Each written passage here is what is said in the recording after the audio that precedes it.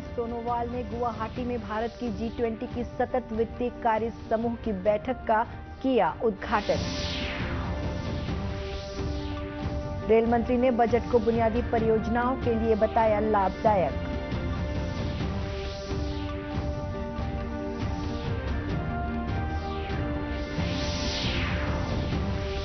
कोरबा में आयोजित कोल India volleyball प्रतियोगिता का खिताब NCL सिंगरौली को।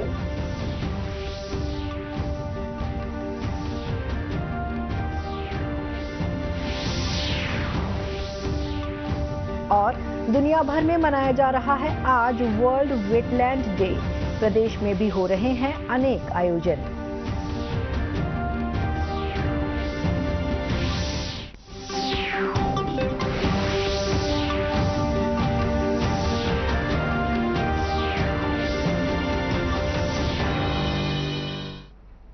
नमस्कार, आप देख रहे हैं दूरदर्शन समाचार। मैं हूं शुभ्रा भट्टाचार्य। अब समाचार विस्तार से। केंद्रीय पत्तन, पोत, परिवहन, जलमार्ग और आयुष मंत्री सर्बानंद सोनोवाल ने गुवाहाटी में भारत की G20 की अध्यक्षता के तहत आयोजित पहली सतत वित्तीय कार्य समूह की बैठक का उद्घाटन किया। बैठक में G20 के सदस्य देशों, अतिथि देशों और विभिन्न अंतर्राष्ट्रीय संगठनों के 100 से अधिक प्रतिनिधि भाग ले रहे हैं। बैठक को संबोधित करते हुए श्री सोनोवाल ने कहा कि यहां जलवायु परिवर्तन से संबंधित उपायों, पर्याप्त संसाधन, सतत विकास के लिए वित्तीय संसाधनों की व्यवस्था और पर्यावरण के लिए क्षमता निर्माण पर चर्चा की जाएगी। Here at Guwahati, the first Sustainable Finance Working Group meeting is just started. And in this particular event, mechanism for mobilization of timely and adequate resources for climate finance, enabling finance for the sustainable development goal, and capacity building of the ecosystem for financing towards sustainable development. So these are the agenda on which the discussion will be held for 2 days. And I believe we are very much hopeful that whatever the climate science has created a very difficult situation for the people of the globe. Definitely this particular group discussion will definitely find out the way out, and this is mainly entrusted the responsibility to identify the difficulties of sustainable finance for climate action and also for equitable growth, for well-being of the people of the globe. वसुधैव कुटुंबकम पर आधारित इस बैठक का विषय है एक पृथ्वी, एक परिवार, एक भविष्य। केंद्रीय रेल मंत्री अश्विनी वैष्णव ने कहा है कि रेलवे को लगभग 2,40,000 करोड़ के आवंटन से देश में रेलवे बुनियादी ढांचा परियोजनाओं को आगे बढ़ाने में मदद मिलेगी। दूरदर्शन संवाददाता से बातचीत करते हुए श्री वैष्णव ने कहा कि रेल बजट यात्रियों की आकांक्षाओं को भी पूरा करेगा और रेलवे के बुनियादी ढांचे में परिवर्तनकारी बदलाव लाएगा। उन्होंने कहा कि अमृत भारत स्टेशन योजना के अंतर्गत 1,275 स्टेशनों का पुनर्विकास किया जाएगा। रेल मंत्री ने कहा कि प्रमुख रेलवे परियोजनाओं में दुनिया का सबसे ऊंचा सिंगल आर्च ब्रिज वर्तमान में चिनाब नदी पर बनाया जा रहा है। और डिजिटल का बहुत विशेष महत्वपूर्ण स्थान रहा आज के बजट में। रेलवे के लिए हिस्टोरिकल एलोकेशन हुआ 2,40,000 करोड़। सोचिए यूपीए का कार्यकालखंड था, उस कालखंड में 22,000, 25,000, 30,000 इस तरह के एलोकेशन होते थे। 2,40,000 करोड़ इसलिए महत्वपूर्ण है कि लोगों की आकांक्षाएं, रेलवे का डेवलपमेंट हो, रेलवे का पूरा ट्रांसफॉर्मेशन हो। बहुत सारे इसमें फैक्टर्स इंक्लूड हुए हैं इस एलोकेशन में। आपने सबने देखा वंदे भारत का तेजी से प्रोडक्शन चल रहा है। अब इस प्रोडक्शन को और तेजी से रैंप अप किया जाएगा। करीब हर कुछ ही दिनों में एक नई वंदे भारत निकल के आएगी फैक्ट्री से, जो कि देश के कोने कोने को जोड़ने का काम करेगी एक आधुनिक वर्ल्ड क्लास ट्रेन से। एक नया डिज़ाइन बना रहे वंदे मेट्रो, जो कि रीजनल ट्रेन का काम करेगी, कम डिस्टेंस 50 किलोमीटर, 60 किलोमीटर, 70 किलोमीटर के लिए। वो भी मई में कंप्लीट हो जाएगी। ग्रीन ग्रोथ पे बहुत फोकस दिया गया है बजट में। उसी ग्रीन ग्रोथ की स्पिरिट में, उसी थीम में रेलवे में हाइड्रोजन ट्रेन्स का डेवलपमेंट बहुत अच्छी प्रोग्रेस कर रहा है। इस साल के एंड तक, दिसंबर तक हाइड्रोजन ट्रेन निकलेगी और उसके बाद में जो हमारे हेरिटेज सर्किट्स हैं, साथ के साथ शिमला कालका, इस तरह के जो हेरिटेज सर्किट्स हैं, उन सब हेरिटेज सर्किट, दार्जिलिंग में, इन सब हेरिटेज सर्किट्स में हाइड्रोजन ट्रेन चलाई जाएगी। रेलवे में जो लोगों की आकांक्षाएं हैं, मैक्सिमम फैसिलिटीज़ मिले, अच्छी फैसिलिटीज़ मिले, ट्रेन्स की संख्या बढ़े, वो सब करने के लिए, बेटर क्वालिटी की ट्रेन्स आए, वो सब करने के लिए जो बजट का रिक्वायरमेंट था, वो बजट का रिक्वायरमेंट इस बार बहुत ही खुले मन से, बहुत ही उदार हृदय से माननीय प्रधानमंत्री जी ने रेलवे के लिए दिया है। तो अब हम लोगों का कर्तव्य रहेगा कि जो 12 किलोमीटर प्रतिदिन पे पहुंचे इस साल, अगले साल इसको 16 किलोमीटर प्रतिदिन नई पटरियां बिछाई जाए। यात्री की सुविधाओं में 2 विशेष बातें होती है। पहली बात है स्टेशन, दूसरी बात है train. Stations, Amrit Bharat station में 1275 स्टेशन लिए गए हैं।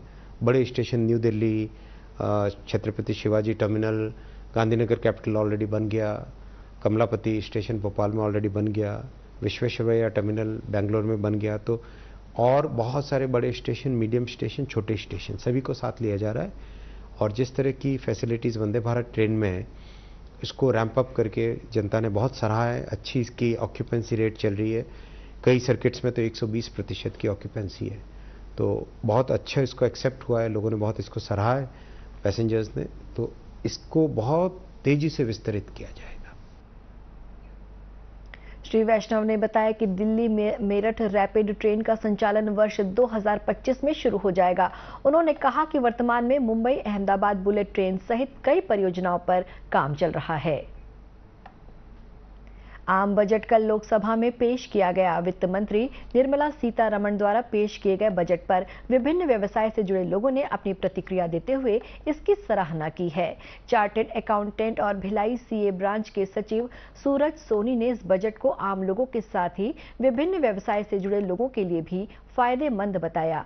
इसके साथ ही उन्होंने कहा कि बजट में आईटी रिटर्न को भी आसान बनाया गया है।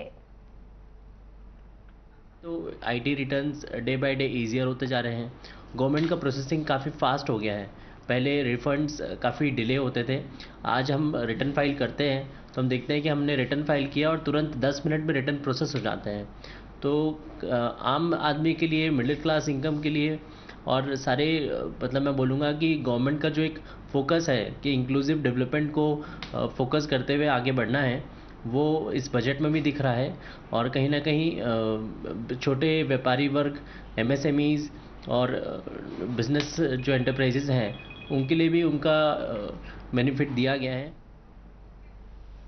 वहीं सूक्ष्म, लघु और मध्यम उद्योग एमएसएमई उद्योग संघ दुर्ग के उपाध्यक्ष और उद्योगपति अमरिंदर सिंह खुराना ने कहा कि बिना गारंटी के लोन की व्यवस्था से छोटे उद्योगों को फिर से खड़ा होने में मदद मिलेगी।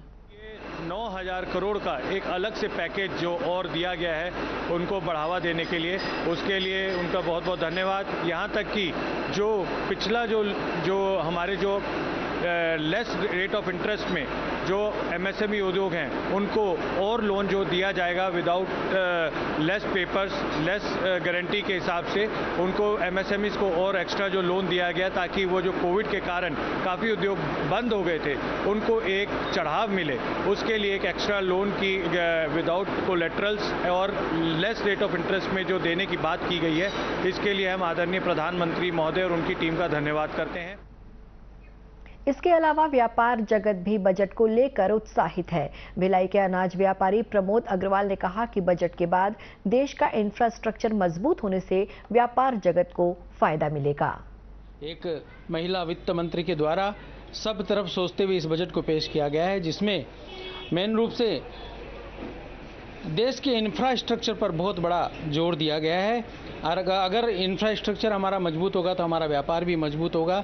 और वैसे भी 7 लाख पर छूट दी गई है जो कि बहुप्रतीक्षित थी, जिसमें हम व्यापारी भी मीडियम वर्ग से आते हैं, तो हम लोगों को भी बहुत बड़ा फायदा होगा। बजट में हर वर्ग के लिए जीवन को आसान बनाने की कोशिश की गई है। मध्यम वर्ग, किसान, युवा और महिलाओं को ध्यान में रखकर बजट लाया गया है। इस बजट का आम नागरिकों ने भी स्वागत किया है। प्रदेश की आंगनबाड़ी कार्यकर्ताओं और सहायिकाओं ने एक बार फिर मानदेय में बढ़ोतरी की मांग की है। इस मांग को लेकर वे प्रदेश भर में अनिश्चितकालीन प्रदर्शन कर रही हैं।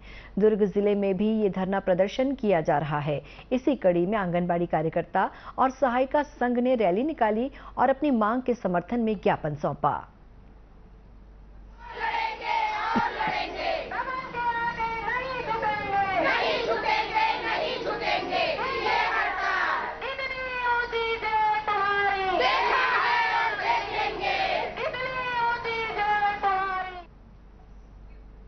दुर्ग आंगनबाड़ी कार्यकर्ता संघ के अध्यक्ष ममता यादव ने बताया कि कलेक्टर दर पर मानदेय के लिए ये प्रदर्शन किया जा रहा है। विगत अभी 2 महीने से हम सरकार को बार बार अवगत करा रहे थे कि हमारी मांगों पर विचार करे और हमको भेंट मुलाकात करके कुछ आश्वासन दे, लेकिन सरकार के द्वारा हमें अनदेखा किया गया। तो हमने 30 तारीख को सरकार को 30/12/2022 को हमने सरकार वहां संचालक में लेटर दिया कि हमारी मांगों पर विचार करे, पर उनके द्वारा कुछ विचार नहीं किया गया। तो हमने 23 से 27 तक रायपुर में महापड़ाव धरना किया गया और उसके बाद भी 5 दिन के महापड़ाव में हमारी बातों को अनदेखा अनसुना किया गया। तो हमने आज 28 तारीख से 28 जनवरी से हमने सारे अपने अपने जिला में हम अनिश्चितकालीन हड़ताल के लिए बैठ गए। गौरतलब है कि दुर्ग जिले में 1800 आंगनबाड़ी कार्यकर्ता और सहायिका कार्यरत हैं। कोरबा में आयोजित कोल इंडिया वॉलीबॉल प्रतियोगिता का खिताब एनसीएल सिंगरौली ने हासिल किया है। प्रतियोगिता का फाइनल मुकाबला महानदी कोल फील्ड और नॉर्दर्न कोल फील्ड लिमिटेड की टीम के बीच खेला गया, जिसमें नॉर्दर्न कोल फील्ड के खिलाड़ियों ने 3-1 से जीत हासिल की।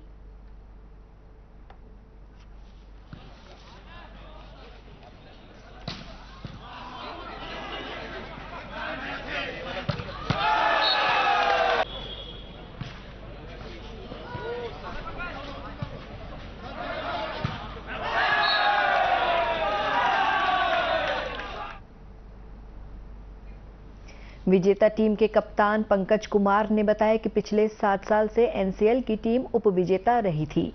इस वर्ष विजेता का खिताब जीतने में बड़ी सफलता मिली है। जो रांची में हुआ था, पिछले 6 साल से हम लोग खेल रहे हैं, रनर रह रहे हैं, इस साल फाइनल जीते हैं।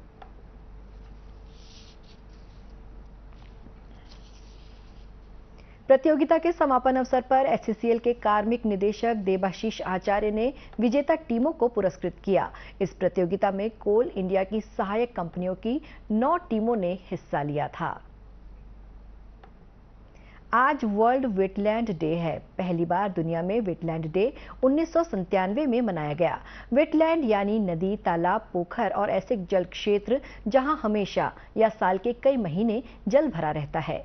वेटलैंड जंतु ही नहीं बल्कि पौधों के लिए भी एक समृद्ध पारिस्थितिक तंत्र है, जहां कई उपयोगी वनस्पतियां और औषधीय पौधे प्रचुर मात्रा में पाए जाते हैं। वेटलैंड मानव जीवन के प्रति जलवायु परिवर्तन के प्रतिकूल प्रभाव को कम करने, दुर्लभ प्राणियों के आश्रय स्थल, मत्स्य पालन और खेती आदि में काफी महत्वपूर्ण है। दूरदर्शन केंद्र रायपुर से प्रसारित होने वाले प्रादेशिक समाचार को आप YouTube पर भी देख सकते हैं। हमारे YouTube channel Chhattisgarh DD news पर प्रादेशिक समाचार उपलब्ध रहेगा। YouTube चैनल का लिंक और QR कोड आप स्क्रीन पर देख सकते हैं। अपने एंड्रॉइड फोन से QR कोड स्कैन कर आप छत्तीसगढ़ डीडी न्यूज लिंक पर जा सकते हैं। इसके अलावा छत्तीसगढ़ डीडी न्यूज फेसबुक और ट्विटर पर भी उपलब्ध है। अंत में मुख्य समाचार एक बार फिर से। केंद्रीय मंत्री सर्बानंद सोनोवाल ने गुवाहाटी में भारत की G20 की सतत वित्तीय कार्य समूह की बैठक का किया उद्घाटन। रेल मंत्री ने बजट को बुनियादी परियोजनाओं के लिए बताया लाभदायक।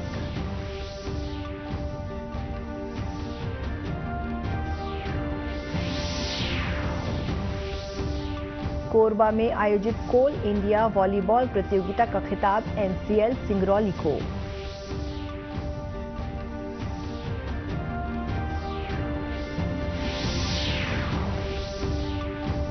और दुनिया भर में मनाया जा रहा है आज वर्ल्ड वेटलैंड डे।